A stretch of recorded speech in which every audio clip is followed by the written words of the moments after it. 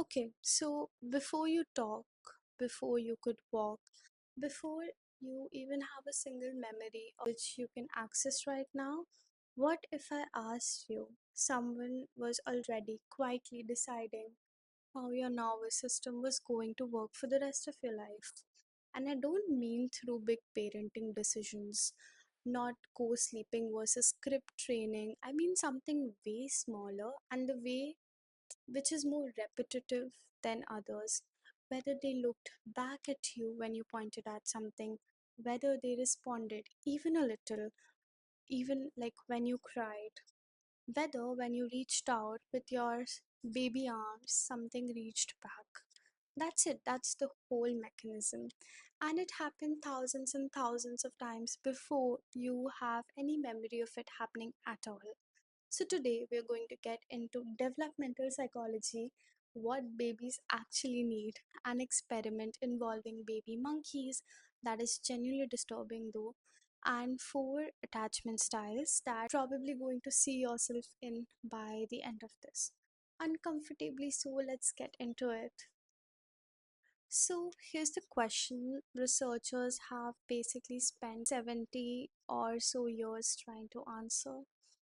What does a baby actually need from a caregiver? And I don't mean by the obvious stuff food, warmth, a place to sleep that isn't the floor. I mean psychologically, what does the relationship need to contain for a baby to develop normally? And it keeps coming back to three things, just three, which is kind of wild given how complicated we make parenting advice sound. Number one is shared gaze. Picture this, a baby points at something, a dog, a balloon, whatever, and then this is the important part, looks back at your face, not at the dog again, at you. Here's what's actually happening in that moment. And I think that is genuinely one of the most beautiful facts in developmental psych. The baby isn't showing you something, they're checking whether you saw it too, whether it landed the same way it landed for them. Did you see what I saw? Did it mean the same thing to you that it meant to me? Researchers call this joint attention, and people like Michael Tomasello have argued that this is actually the root of shared meaning itself. Like before a baby has a single word, before they can even say look, a dog, they already have this instinct that meaning is supposed to be confirmed by another person. That's not nothing. That's the foundation of every conversation you will ever have as an adult, showing up in a baby who can't even sit up yet. Number two is reciprocity. Developmental psychologists have a term for it, serve and return. Think of it like a tennis rally, except the ball is a coo or a babble or a smile. Baby does something, caregiver responds. Baby does something else, caregiver responds again. Back and forth, back and forth. It sounds simple, almost boring when I say it like that. But stay with me because there's an experiment coming up that shows you exactly what happens the second that rally stops. And it's not a small thing when it stops, it is genuinely upsetting to watch. And I want you to see why. Number three is attention when they are distressed. Now, this one gets misunderstood a lot. So let me be very precise about it. It is not does someone come running almost every single time the baby cries? No, that's not the variable. Nobody's psychology is built on a caregiver's perfect response time. The actual variable is way more forgiving than that. This distress reliably over time lead to some kind of attuned response, often enough that the baby's whole system starts to learn a rule. Something like distress is survivable and someone out there helps me come back from it. Hang on to that specifically. Out of all three, this is the one that is doing the most work later in the video. It's basically the seed of everything we're going to talk about, along with self soothing and attachment styles. So don't forget it. And here is where it gets a little uncomfortable to watch because there is a footage of this, and if you've never seen it, it's not easy to sit through. In the still face experiment, what the mother did was she sits down and she's playing with her baby, who's about a year of age. I'm like a girl. Oh. And she gives a greeting to the baby gives a greeting back to her. Yes. This baby starts pointing at different places in the world, and the mother's trying to engage her and play with her. They're working to coordinate their emotions and their intentions, what they want to do in the world. And that's really what the baby is used to. And then we ask the mother to not respond to the baby. The baby very quickly picks up on this, and then she uses all of her abilities to try and get the mother back. She smiles at the mother. She points because she's used to the mother looking where she points. The baby puts both hands up in front of her and says, "What's happening here?" She makes that screechy sound at the mother, like, "Come on, why aren't we doing this?" Even in this 2 minutes, when they don't get the normal reaction, they react with negative emotions, they turn away, they feel the stress of it, they actually may lose control of their posture because of the stress that they're experiencing. Okay. I'm here. And what are you doing? Oh, yes. Oh, what a big girl. In the 1970s, a psychologist named Edward Tonick ran what's now called a still face experiment. Setup is very simple. A mother sits with her baby and plays comfortably, completely normally, smiling, cooing, responding to everything. The whole servant return loop running exactly the way it's supposed to. Totally warm, totally alive. Then, on cue, she stops. Her face goes just blank, no smile, no response, nothing. She's completely physically there, staring right at the baby, but emotionally she's gone completely still. And the baby notices almost instantly, like within seconds, it tries to smile bigger, points, reaches, basically trying every trick in the very small toolkit to get the loop running again. When that doesn't work, it escalates. Louder sounds, more frantic reaching, more urgency. And when that fails as well, the baby collapses, looks away, or just shuts down. Now, I want you to be really clear about what collapse actually is because it's easy to misread it as baby just being dramatic or having a tantrum. It's not that. That is in a nervous system that has in real time, over the span of maybe 2 minutes, learned that connection is currently unavailable and it has absolutely no internal mechanism yet to regulate the fact on its own. It does not have a calm myself down button yet. It just hasn't built one. And that's actually the entire point of this section. The baby cannot self soothe. It's not that they're bad at it or need more practice or skills, they genuinely don't have the equipment. What they have instead is you. They borrow your already regulated nervous system. And that is why it's extremely important to do some shadow work before you plan on having kids or raising one. And that is literally how they eventually build a version of their own. So the next time someone says just self soothe like it's a switch you flip, no, self soothing isn't something you're born with. It's something you have learned again and again until eventually you can carry it yourself. Okay, so this next one is where it gets genuinely disturbing. So just a heads up for that.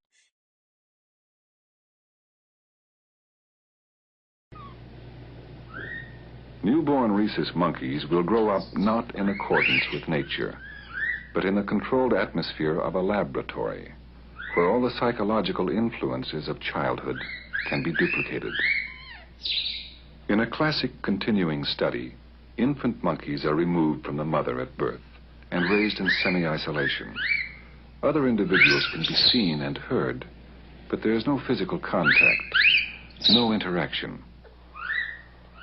Mother is a bit of plastic and shaggy cloth, a doll with no life of its own, but capable of nourishing the life of an infant.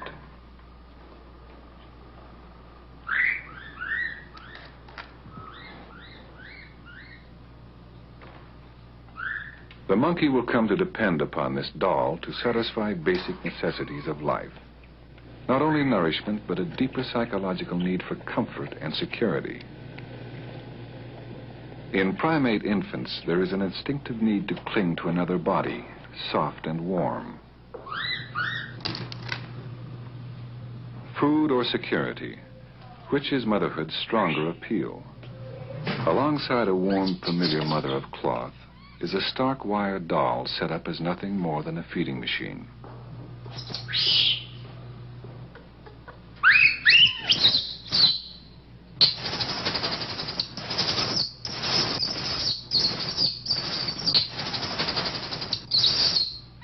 The young monkey is placed deliberately on a cloth mother which has no milk to nourish him, but fulfills some fundamental needs. This experiment revolves around one simple question. Will the infant monkey switch his affection to a wire mother which offers food and life itself?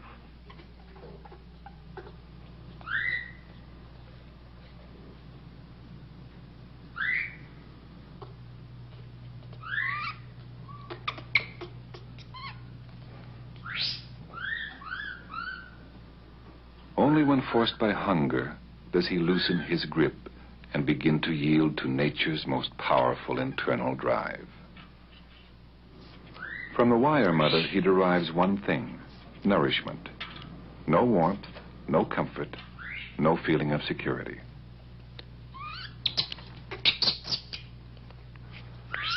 After feeding, he returns to spend up to 22 hours a day near the only mother he knows. From this inanimate object, the infant derives all the security and mother love he needs. He can, if also exposed early to other young, grow into a normal, well-adjusted adult. In the 1950s, a psychologist named Harlow ran an experiment on monkeys that, just to say it up front, would never get approved today. Ethics board would shut this down in about 4 seconds. But the findings were so influential that we're still teaching them almost every 70 years later. So here we go. Harlow separated baby monkeys from the actual mothers and gave them two fake replacements instead. One was a bare wire, cold, mechanical, honestly kind of horrifying to look at, but it had a bottle attached. So it's the one that actually fed the baby. The other one was covered in soft cloth, warm and touchable, but it offered zero food. Nothing actually. Now, you would have asked psychologists at that time to guess what would happen. Most of them would have just said that monkeys should bond with the wired mother. She's the one keeping them alive, right? Survival wins. That was basically the assumption of the whole field back then, because it was heavily driven by evolutionary and biological psychology. Attachment is a byproduct of who feeds you. They were in fact completely wrong. The baby monkeys clung to the cloth mother almost the entire time, visiting the wire only long enough to feed, then scrambling immediately to the soft one. And here's the part that really seals it. When researchers put something frightening into the cage, the monkeys did not run to the mother with the food. They ran to the one that felt safe. So Harlow's conclusion basically demolished the leading assumption of the time. Attachment isn't primarily about who meets your physical needs. It's about who makes you feel safe enough to survive being afraid. The wired mother kept them alive. The cloth mother is who they were actually attached to. Sit with that for a second because I think it's one of those findings that quietly explains a lot of confusing human behavior too. Like why people stay in relationships that don't materially benefit them, or why they provide for me was never actually the thing that made someone felt loved. Okay, so the gaze, reciprocity, response to distress, those are the ingredients. But here's the actual question to this whole video that has been building towards. What happens depending on how consistently a child actually gets them? This is where psychologist Mary Ainsworth comes in. She ran something called the Strange Situation Experiment, and it's simpler than it sounds. A caregiver leaves a child alone in a room with a stranger, then comes back a bit later. Researchers just watch very closely how the child reacts, both to the leaving and to the return. And it turns out that just one small moment reveals a pattern that tends to persist for the rest of the person's life. Kind of unbelievable, honestly, for something so brief, though. But can the essential elements of home life be translated into a standard laboratory setting for controlled scientific study? After conducting extensive observations of parents and children at home, a student of Bowlby's, Mary Ainsworth, devised such a procedure called the strange situation, which places the child under some stress. It has become the most widely used, standardized way to assess the quality of a child's attachment to their caregiver. Here the researchers are recording how 14-month-old Lisa responds in this attractive but unfamiliar setting. How will she react to a stranger? What will happen when her mother leaves the room? And when she returns? It's Lisa's behavior when her mother returns, what psychologists call the reunion, that they are particularly interested in. Most importantly is to look for the type of balance that a child strikes between an attachment need and, on the other hand, to explore the play material.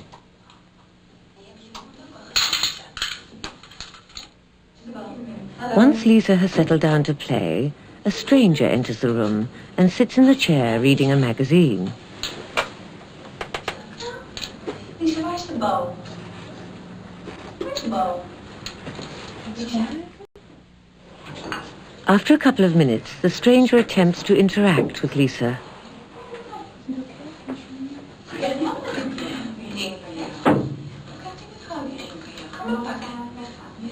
Soon after, Lisbeth gets a cue to leave the room.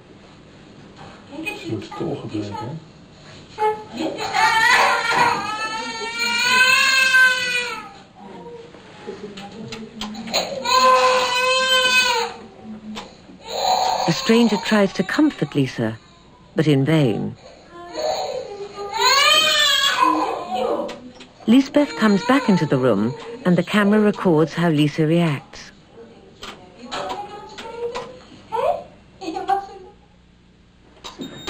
Now the first part of the procedure is over, and Lisbeth settles Lisa down again. The stranger leaves them alone together.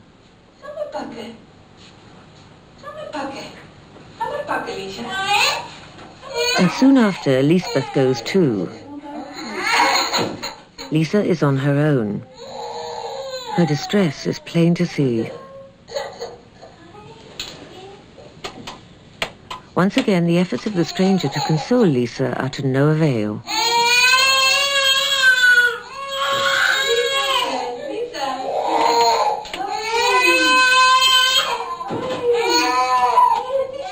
But Lisbeth manages to calm her almost at once, and shortly afterwards the observation ends.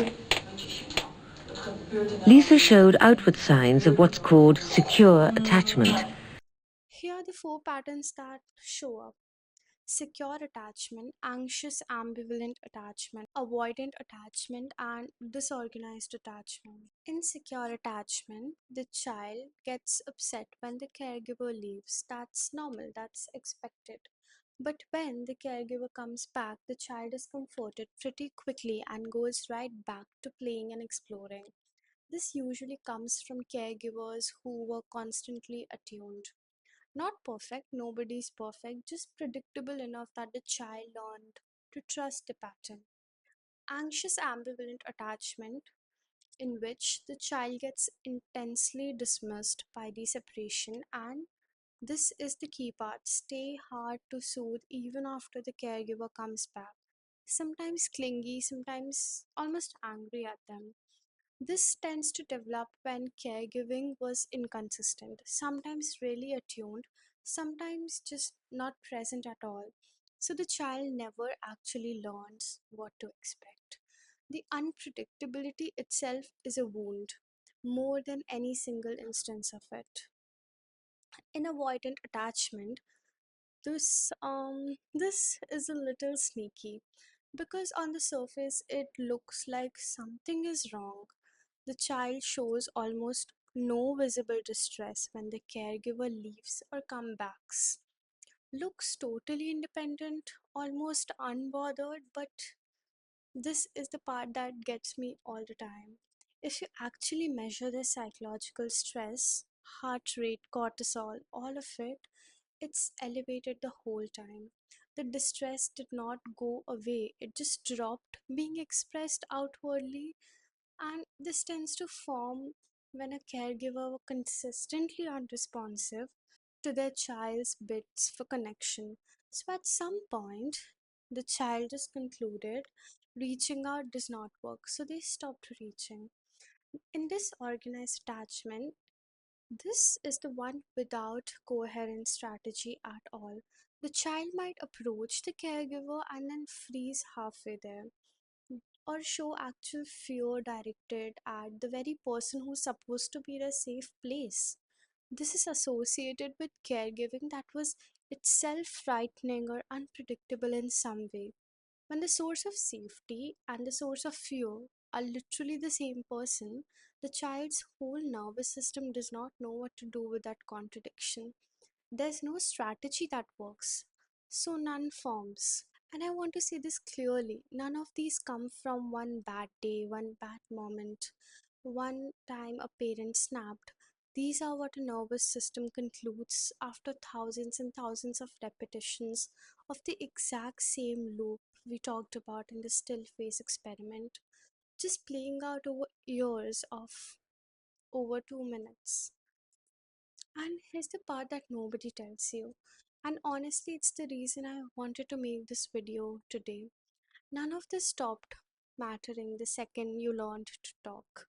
The way you handle conflict with people you love, whether you can sit in someone else's silence without spiraling, whether asking for help feels safe or feels like a weakness or feels like something you'd rather die than do, whether you can actually calm yourself down when things get bad, or whether you just kind of grit your teeth and wait for the feeling to pass because nobody ever showed you another option.